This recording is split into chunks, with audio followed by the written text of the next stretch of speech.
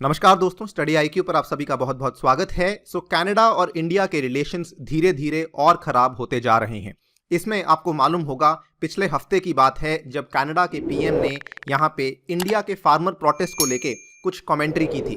उसके बाद से लेके रिलेशंस धीरे धीरे बहुत ही खराब हो चुके हैं। इस वीडियो में हम समझेंगे सबसे पहले तो कि टाइमलाइन क्या रही, किस तरीके से बात यहाँ तक पहुंची है, एंड ऑल्सो इसमें लेटेस्ट डेवलपमेंट क्या हुई है उसके बारे में भी बातचीत की जाएगी। चलिए स्टार्ट करते हैं मेरे साथ। मेरा नाम है अनिरुद्ध। यदि आप इस लेक्चर की पीडीएफ को डाउनलोड करना चाहते हैं तो मेरे टेलीग्राम चैनल से कर सकते हैं। इसके अलावा सोशल मीडिया पे भी आप मेरे साथ जुड़ सकते हैं, इंस्टाग्राम पे और ट्विटर के ऊपर। राइट, ये जो आप देख सकते हैं ये ट्वीट है और ये हमारे external affairs minister doctor S Jaishankar के द्वारा किया गया है।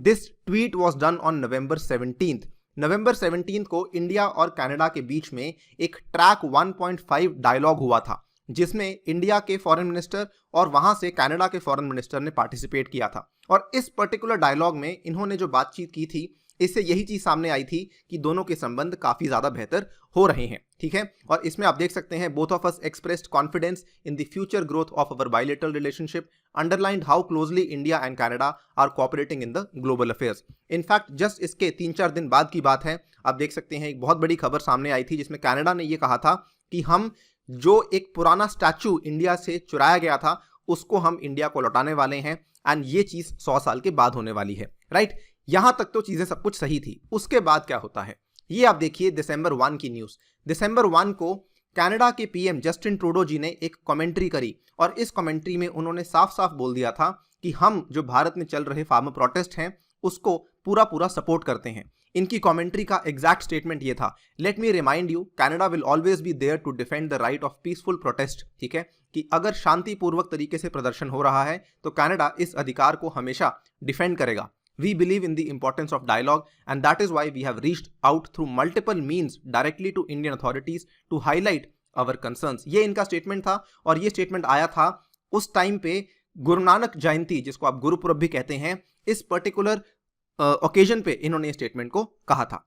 इसके जस्ट बाद आप देख सकते हैं इमीडिएटली नेक्स्ट डे इंडिया के फॉरेन मिनिस्ट्री के द्वारा इस पर्टिकुलर स्टेटमेंट का रिप्लाई भी दिया गया। उन्होंने कहा कि ill informed unwarranted India on Canadian PM Trudeau's farmer protest comments. आप देख सकते हैं हमारे जो एक्सटर्नल अफेयर्स मिनिस्ट्री के प्रवक्ता हैं अनुराग श्रीवास्तव जी, उन्होंने कहा we have seen some ill informed comments by Canadian leaders relating to farmers in India. Such comments are unwarranted, especially when pertaining to the internal affairs of a democratic country. ठीक है, अब यहां तक सिचुएशन एक बार थोड़ी सी diffuse होनी चाहिए थी बिकॉज इंडिया ने कुछ कमेंट्री कर दी है, लेकिन इसके बाद सिचुएशन असल में डिफ्यूज नहीं होती है। जस्ट 3 दिन के बाद, दिसंबर 2 के बाद दिसंबर 5 को यह चीज सामने आती है कि इंडिया ने जो कनाडा के इन्वॉय हैं, जो कनाडा के एम्बेसडर हैं टू इंडिया, उनको समन किया और उनके साथ बातचीत की कि पीएम ट्रूडो के जो रिमार्क हैं उसके बारे में आप कनाडा बेसिकली उनका एग्जैक्टली स्टैंड किस तरीके से है। और यहाँ पे आप देख सकते हैं MEA के द्वारा एक और स्टेटमेंट रिलीज किया गया और ये स्टेटमेंट वो स्टेटमेंट था जिसमें इनकी बातचीत जो हुई थी कैनेडियन इन्वॉय के साथ उसके बारे में बताया गया। इन्होंने कहा सच actions if continued would have a seriously damaging impact on the ties between India and Canada, the ministry asserted. इसके बाद इन्होंने एक और स्टेटमेंट रिलीज किया और ये काफी इंपॉर्टेंट है।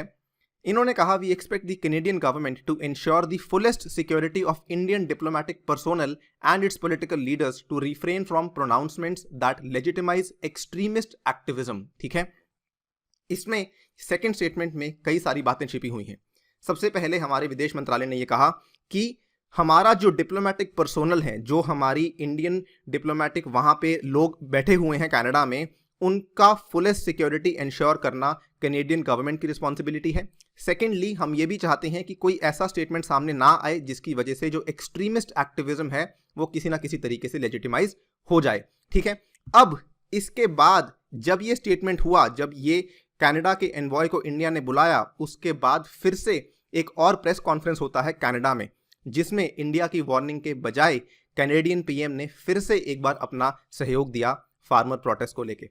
यहां पे आप देख सकते हैं उनका स्टेटमेंट क्या आया।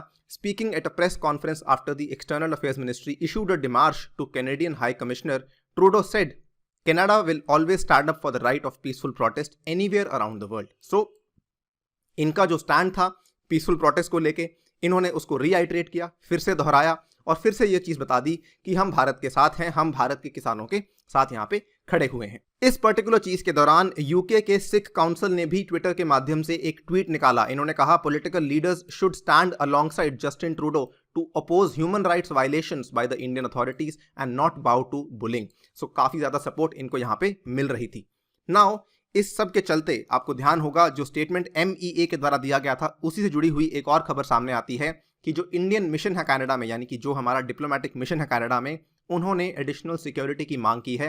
बिकॉज कुछ ऐसी रिपोर्ट सामने आ रही थी कि कुछ खालिस्तानी एलिमेंट्स और कुछ पाकिस्तानी एलिमेंट्स हैं जिन्होंने प्रोटेस्ट को ज्वाइन कर लिया है near the high commission and Indian consulates in Canada. तो जो हमारे फॉरेन ऑफिसर्स हैं, जो उनके साथ का स्टाफ है, वो यहाँ पे थोड़ी सी परेशानी में है। उनको लग रहा है कि हमारे ऊपर कोई अटैक हो सकता है, इसलिए हमें एडिशनल सिक्योरिटी यहाँ पे दी जानी चाहिए। इनफैक्ट अगर आप देखें जिस तरीके के प्रोटेस्ट भारत में हो रहे हैं, इसी तरीके से रैलीज कनाडा में भी निकाली जा रही हैं in order to basically show solidarity, in order to show कि कनाडा के फार्मर्स भी पंजाब के फार्मर्स के साथ खड़े हुए हैं। आप देख सकते हैं ये वाला जो पोस्टर है जो कि इंस्टाग्राम से लिया गया है, किसान धरना car rally, Punjabi farmers are marching in Delhi in protest of recent agricultural bills. इन्होंने कहा है कि डेट यहाँ पे 5 दिसंबर की है, आपको 10:30 बजे शुरू करना है ब्रामिला से और आपको जाना है इंडियन जनरल कॉन्सुलेट तक। सो रैलीज वहां पर भी आ रही हैं इंडियन फार्मर्स के सपोर्ट को लेके। और इसमें जो लेटेस्ट डेवलपमेंट ये हुई है कि आज सुबह ये न्यूज़ सामने आती है कि जयशंकर जो हमारे एक्सटर्नल अफेयर्स मिनिस्टर हैं, उन्होंने कहा